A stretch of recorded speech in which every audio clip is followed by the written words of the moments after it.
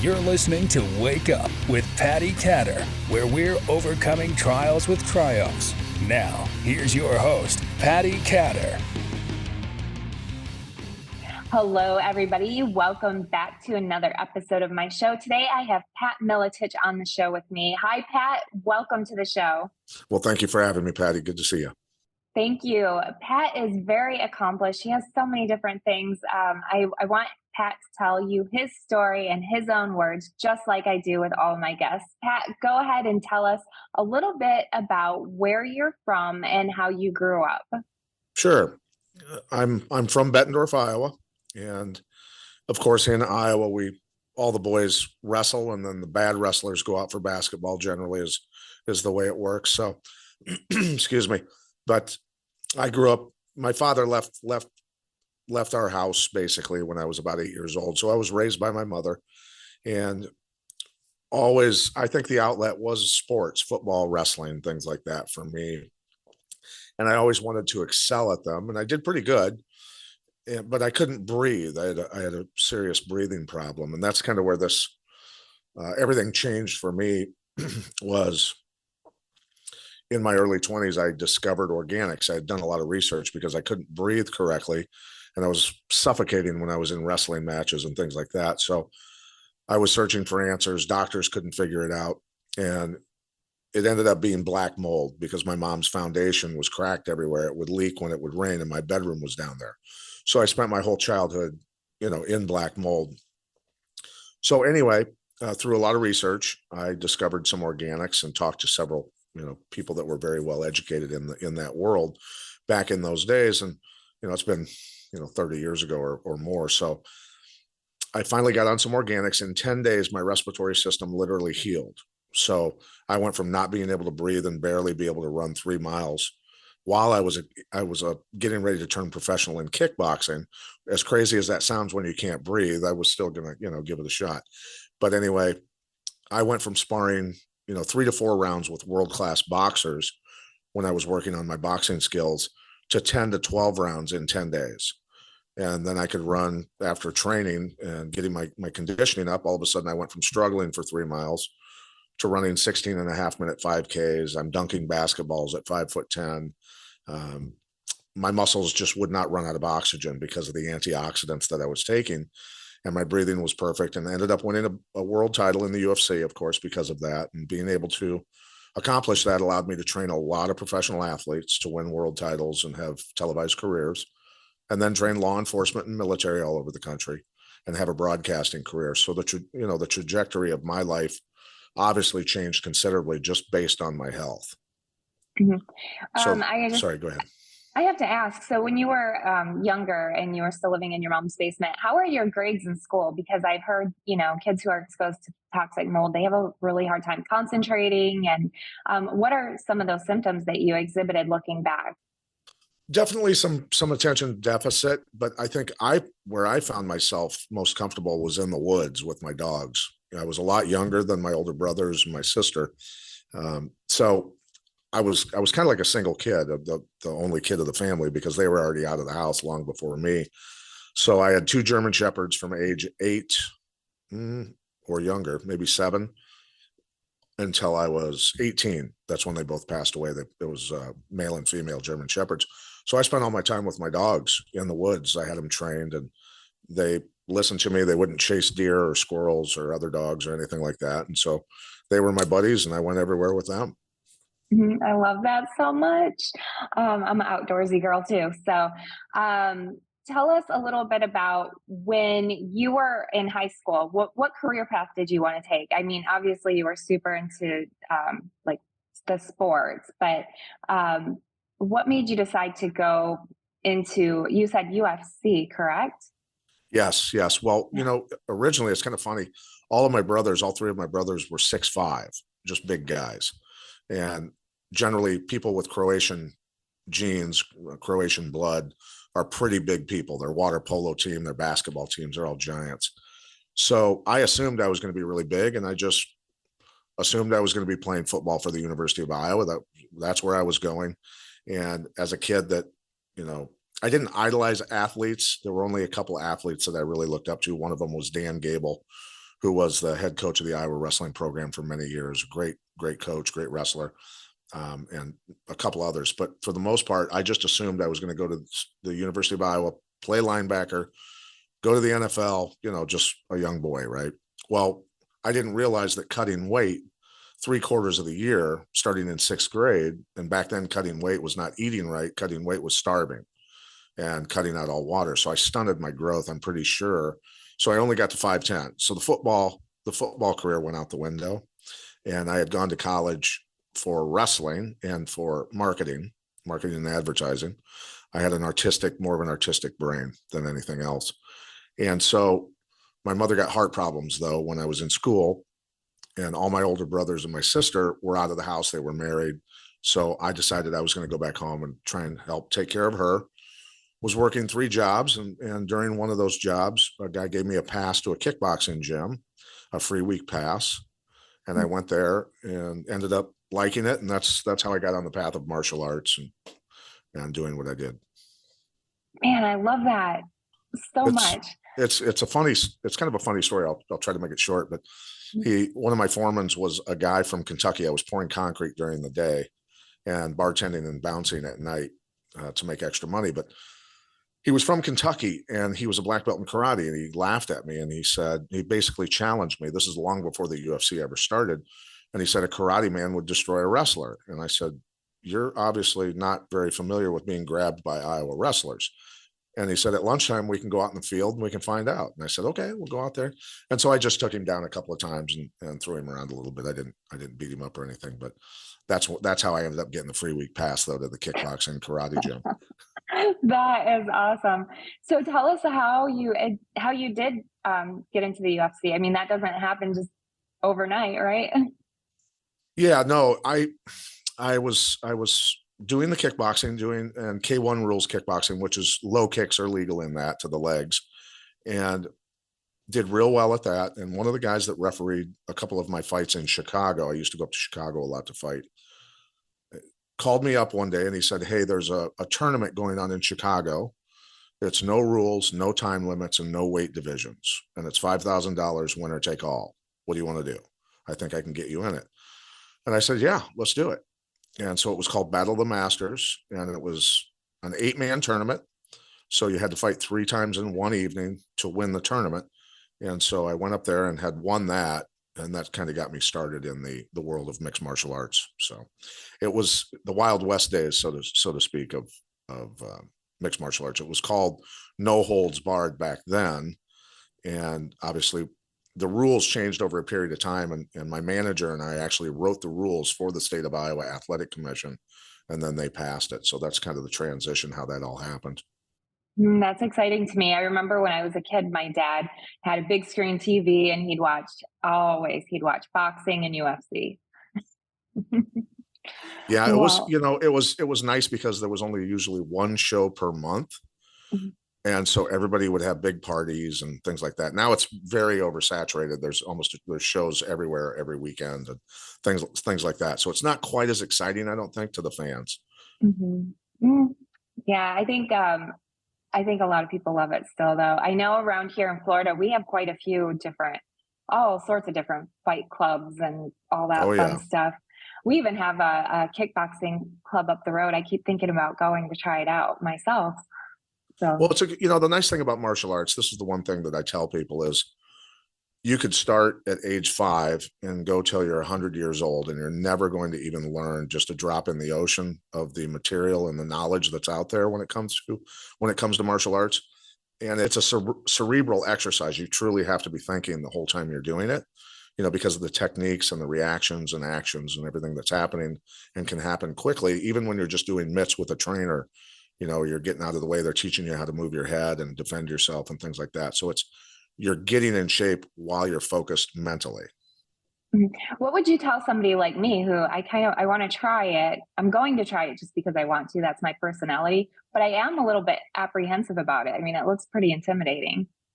Well, and I do understand that, because when I first went to the kickboxing karate gym, even though I had boxed a little bit when I was younger and I'd wrestled my whole life and played football, so I was used to, a lot of contact, very physical sports, but I was nervous. I didn't know what to expect. And so it's okay to be nervous. It's okay to be apprehensive about, going into a martial arts gym. But generally what you're going to find in most martial arts gyms is people are very kind because they're very capable. So when people are capable of doing a lot of damage, they're generally really nice people because they don't ever want to hurt people, because they know, as well as I learned and got better over the years, even with all the years of wrestling and the karate and the kickboxing, the jujitsu, the Russian sambo, all the different arts that I practiced, what I started to realize was all the different ways that I recognized that I was capable of hurting another human being. Well, there's a lot of people out there that know the same things I know that are capable of hurting me. And that's when you go, okay, wait a minute. That's you start to fight a little safer, actually, as you get better and work your way up through the ranks in the world. But no, everyone should know how to take care of themselves, right? Everyone. And it's super important, especially the way the world's going right now. Mm-hmm. If everyone knew that everyone knew a lot of ways to hurt another person, how much more would people respect each other? Mm-hmm. That martial mindset of respect. And it's not because you fear the other person. It's just because you respect that they have a lot of knowledge and how to defend themselves. So, Mm-hmm. and it helps people carry themselves differently, right? If you're walking down the street with a lot of knowledge and you're very fit, you're very fast, and you have a lot of repetitions at how to do things, you just are going to walk differently down the street and down the sidewalk, and people can pick, most people can pick that up. Mm-hmm. Absolutely. You remember when you're a kid, I know if kids would fight back when I was younger. Now a lot of parents are saying, oh, don't fight, go tell your teacher. I get you're supposed to tell an adult, but sometimes you just can't, right? So, I mean, if we were disrespectful when we were kids, we would get our ass kicked. Well, that's the thing is, growing up for me, definitely, and especially well, it's going to be for everybody nowadays, it seems like. But Mm-hmm. when I was growing up, and I guess now too, boys are always at some point in their life going to have to defend themselves, right? And Mm-hmm. I don't know if you've ever had to defend yourself when you were growing up. Yeah. Mm-hmm. So it happens to almost everybody. And I think it's important. I've got 3 daughters. I taught them how to throw punches, how to throw kicks. They've got pretty decent boxing skills, and they carry themselves in a very confident way, and they generally won't back down from people. They'll make people, understand that they're not going to play games with them. And so that's what I wanted for my daughters when they go off to college, which 2 of them are in college now, that I at least sent them off with some skill sets, so. Mm-hmm. Yep. To the boy out there listening who punched me and I had to throw him in the dirt and make him eat grass. Sorry about that. I grew up with boys and definitely had lots of wrestling matches. That's awesome. So, yeah. Tell me a little bit more about, I know we're kind of jumping from subject to subject, but I want my listeners to hear about this a little bit more too. Your organics, tell us more in detail about that, because that's pretty interesting to me. I've been trying really hard to eat healthy and make sure I have my proteins, but I'm also doing organic, and I'm kind of curious what you have to say about that. Yeah, well, I mean, me healing my own respiratory system and healing my own body turned a light bulb on for me, and other things happened that turned light bulbs on for me as well. And I've always been a person that asks, when I see something going on, I don't just observe it happening.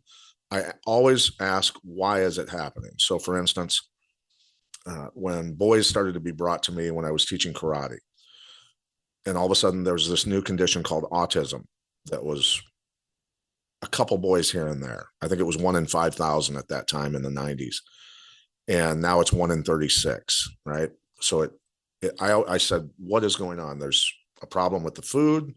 Are they on medications? What's going on? And so I'd talk to the parents about it, and we'd work towards better diet. I'd try to educate people on what to put in their bodies and ask them about the medications and say, is it our goal to get him off of these medications? Because, I didn't feel that, and I knew a little bit about pharmaceuticals back in those days, and I wasn't real fond of it.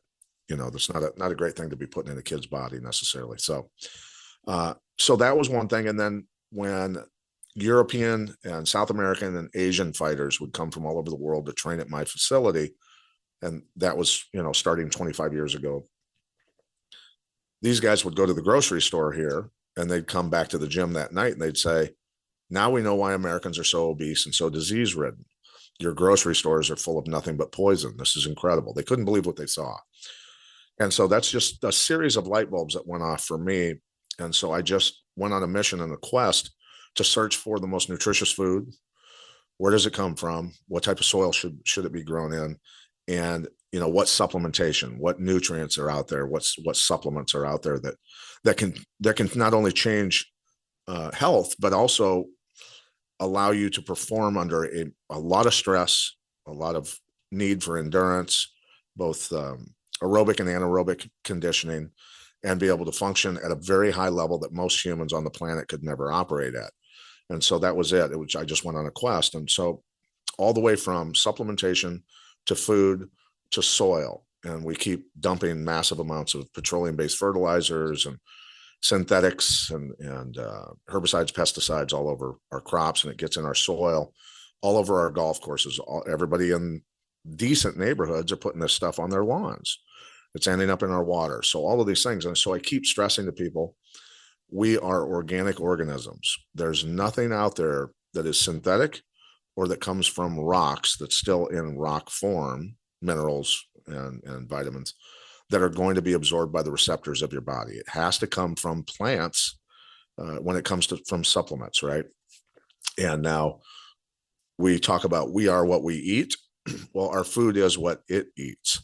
So when people think about that and realize that what you're eating was eating petroleum-based molecules to grow, and then it was sick because of that, and then they had to spray it with, say, glyphosate, which was patented as an antibiotic to keep bugs from eating it, you say to yourself, okay, we've got to stop. So we've got to be able to put powerful organic nutrients into our body that have the ability to go into the cell and clean the cell out, to grab those heavy metals and toxins and chelate them or remove them out of the cell, raise oxygen levels inside of the cell, improve mitochondrial function, which a lot of people don't realize.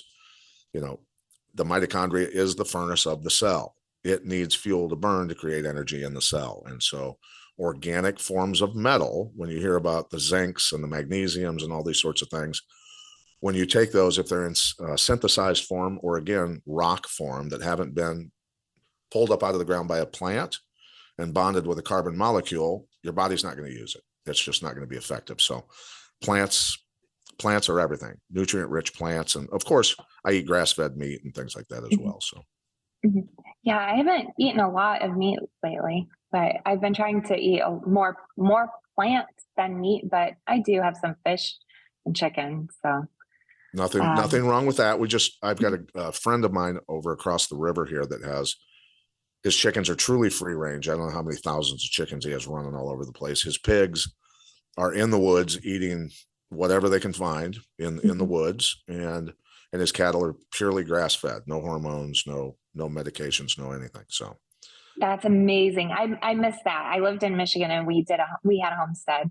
So okay. I miss that. But so my husband, he's retired military. You had mentioned at the beginning of the show that you've helped teach military and law enforcement. Tell us a little bit about that if you can. Yeah. So as my MMA career blossomed, so to speak, I started getting calls. One of my training partners was a Davenport, Iowa police officer, and he enlisted me basically to help train the Davenport Police Department at that time. And then it kind of spread from there, started training military as well, and ended up training. I think we have right around 1 million end users. So the instructors that we trained, the thousands of people that we trained, went out and had trained, their departments or their military units, things like that. So, it was a lot. It's a lot of fun. COVID threw such a wrench in all of that. And I love interacting with people who are highly motivated and want to do good things, during their lifetime. And so that's something that I've missed because that's not happened as much because of COVID. Come to Florida. Yes. So tell everybody a little bit about your podcast. Yeah. So we used to do a podcast that was based on what we tried to tell people, hey, this is what's coming. This is what's going on behind the scenes. The newspaper says this, but let's go ahead and break this down for you. And so we did that for 7 years. And it was a little bit draining to end up being right, where the mainstream media would eventually report on it, and it would come out, a year after we talked about it, 6 months after we talked about it.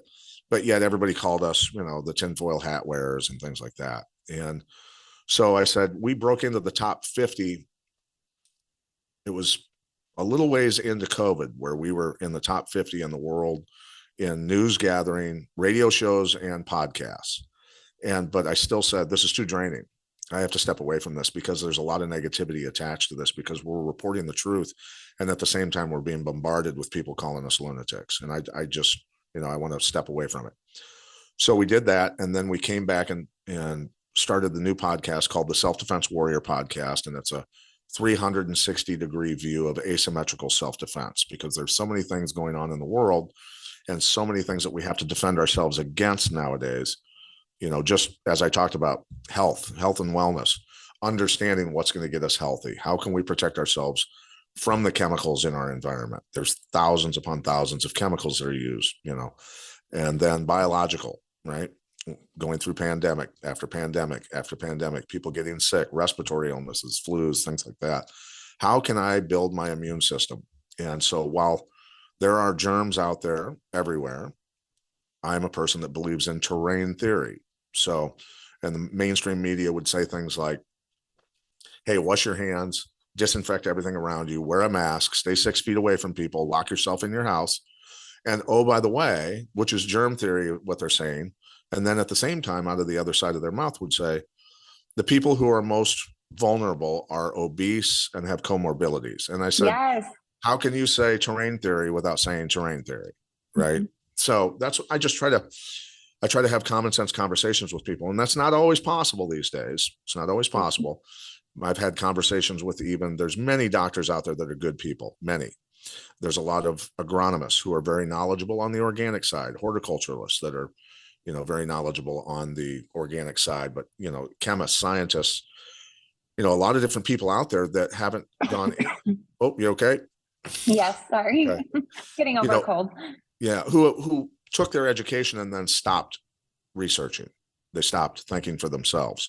And so the people that do think for themselves, those are the people that I like to talk to and have a conversation where we can come to an understanding. We might not always agree, but at least we can have a decent conversation without arguing with each other. But I've had some conversations where even a chemist, it's been, I don't know, a month and a half ago now, I was at a digital currency meeting, and he laughed at me when I was talking to a lady who owns a CBD company, explaining fulvicumic acids that are derived from peat bogs. And I was explaining organic forms of metal, and he laughed at me and he said, there's no such thing as organic forms of metal. And I said, and then his friend was laughing and pointed at his friend and said, he's a chemist. And I said, so I need to explain to a chemist how metals become organic? And he said, sarcastically, he said, give it your best shot. And so I said, when metals are pulled up out of the ground by a plant, that's called chelation, and bonded again with, just like I said earlier, bonded with a carbon molecule, they become very stable and can be burned by the mitochondria, which is the furnace of your cell, to generate energy in your cell. And all he said to me was, okay, I'll agree that things can be bonded with a carbon molecule. And I didn't know what to say after that. But that's the kind of conversations and information that they just haven't been taught, right? And it's unfortunate, because many people like that are the ones that are in charge at the CDC, at the World Health Organization, and a lot of other places, where they're doing, in my mind, a disservice to mankind by not having a view of both sides. Right. And to be completely honest, it's dangerous. I mean, I definitely am not for pharmaceuticals. Once in a while, I understand that they can be helpful in certain situations. I mean, there have been antibiotics put out and things like that have absolutely saved probably millions of lives. Modern medicine has made a lot of great breakthroughs, but there are sectors of that industry that have proven they're not very trustworthy. I mean, some massive criminal lawsuits have happened because of some of their actions, right? Oh, yes. I have story after story, especially in the military community. I bet. Boone Cutler and I, we've done some shows together about this very thing. So, interesting, interesting topics. Yeah. And that's the thing is I was on the phone with he was former White House intelligence, but I think he was in the Navy first and then in the Army. And his body he's completely just fallen apart, and it's heartbreaking. And so I was talking to him about some different products that we can get him on and help him, hopefully improve his health. And at the same time, I got a message from Tim James. I don't know if you're familiar with Tim James from Chemical Free Body. No, I'm not. So Chemical Free Body this guy's amazing. And his formulator is Dr. Treadway from the Hippocrates Health Institute. But anyway, Tim hits me up and says, hey, I've got a professional baseball player who wants to talk to you on Zoom. He's got some questions about the Super Soldier product that I have. And Tim partnered with me on the Super Soldier product. And so I jumped on the Zoom and I kept the military individual on speakerphone so he could listen to the conversation. And so this professional baseball player, he's a very high level player, said he's been on the product 3 weeks. And he said, my workouts, the hardest endurance workouts that I do are now a breeze, super easy for me. And he said, this is really incredible stuff, and just had a few more questions about it. And he said he's telling people about the product, but he refuses to tell other baseball players about it because he wants to be that much above, the other professional athletes, which I understand because I did the same thing about the products that I was on to win a world title. I didn't tell any except my team. I put my fighters on those same products, and we had 12 world champions out of that, and 95 people made it to televised careers. So obviously the supplementation was definitely helping. But I didn't tell any opposing. They'd ask, and I'd tell all my fighters, do not tell anyone the products you're on. Nobody gets that secret. So I understood why he was saying it. That's awesome. Hey, we're getting ready to wrap up the show already, and I've had so much fun with you today. But could you tell my listeners, what is one trial in your life, and how did you overcome that trial? I'm sure you've had a ton of different things, but what's one thing that just really sticks out to you? Well, I mean, my brothers, my two oldest brothers who were 9 and 10 years older than me, both committed suicide, and I had learned that they had been molested as kids by Catholic priests. And so they towed demons along with them through their life and had a tough time, with that. They were both really amazing guys. One was, he very successful in business, became, a multimillionaire by the time he was, I think, 24, 25 years old. And then my next oldest brother, was in the Air Force, was very successful in business as well. And they were about 3 years apart. Their suicides were about, 3 years apart. And so that, broke my mother's heart, of course. And so I decided that I've got to do something to hopefully put a smile on her face, right? After all of that. And so I decided to go win a world title, make her smile. So that's part of it, and there's always a hole there, but you just, you deal with it and the hole gets smaller over time. So. Yeah, that's true. I think several of my listeners have been touched by suicide in one way or another, either a friend, family member. Unfortunately, my family's had that situation with my dad and my cousin. So it's a tough thing, but it is tough, but you're right. You're absolutely right. You need to stick around and you need to make somebody else smile. You're here for a reason, and we need to remember that. So thank you for driving that home. I think that's important, Yeah. And, the thing is, the things that I guess give me a reason to stick around is doing my best to help other people, and when I get out, I got a text message just earlier today and I put it on my Instagram, a guy that, was having, a lot of problems with his health, and I got him started on a product, and he said, I've lost 14 pounds effortlessly and I feel great. This is amazing. Thank you so much. And just by putting the proper, really high level organic nutrients in a person's body, how much you can dramatically change the outlook of their life, and so hopefully he will do the same thing and tell people, how he's doing it and to for people to eat better, just simply eat better, drink more water, high level water. I would suggest, a Kangen water machine. Those are the best that I've found anyway. Things like that, because of all the stuff that's in our water. It's super important to try and drink some good clean water without the chemicals. Oh my goodness. Yes. Our refrigerator has a filter in it, and it must have ran out yesterday, and I took a big gulp of water, and it was awful. It was awful. So I just can't even drink the unpurified water anymore. It tastes like chemicals, toilet water. You can taste it. And that's the thing, with the Mississippi River, the water has dropped considerably, and they couldn't even move grain up and down the river, because the river had dropped so much, and they had to put more chemicals into the water, the tap water. And so everybody in my area in the Quad Cities here were all complaining about the taste of the water. And, it was obvious what was happening. And that's the thing is, so, for folks out there that are having chemicals put on their lawn, things like that, let's try and figure something out. Let's do some organics, look into it, do a little bit of research, and put something on your lawn that right away, immediately after you put it on your lawn, your children can go outside and play on it in bare feet. Mm-hmm. Absolutely. Yes. Tell my listeners where they can find your social media, your website, your podcast. Yeah, so they can go to the podcast. It's the Self-Defense Warrior podcast on Rumble. It's also on Red Voice Media, so people can go there.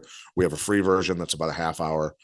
If they want to listen to more of the solutions on the back end, they can pay a very low fee for that.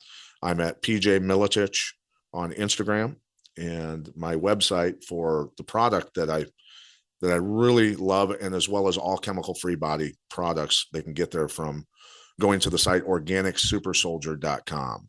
So I want to build super soldiers out of veterans, out of anybody, civilians. Let's build some organic super soldiers and get the right nutrients in people's bodies and change their health, change their outlook. And so they don't have to be trapped in the system. Right. Mm-hmm, absolutely. Thank you very much, Pat, for being on the show. And everybody definitely go back and check out I can't talk today. Pat's social media and podcast. I just made a new word, y'all. And if you're watching this, you're going to see the links on the screen. If you're listening, you can go over to the show notes. You can go to my website. You can find the show records there. So thank you again, Pat, for being on the show. And thank you, everybody, for listening. Thank you for listening. Please head over to pattycatter.com for the latest updates on Patti, her talk show, and what she's up to. You can also find her on Amazon TV and Roku, and on Facebook, Instagram, and Twitter at Patti Catter. Until next time.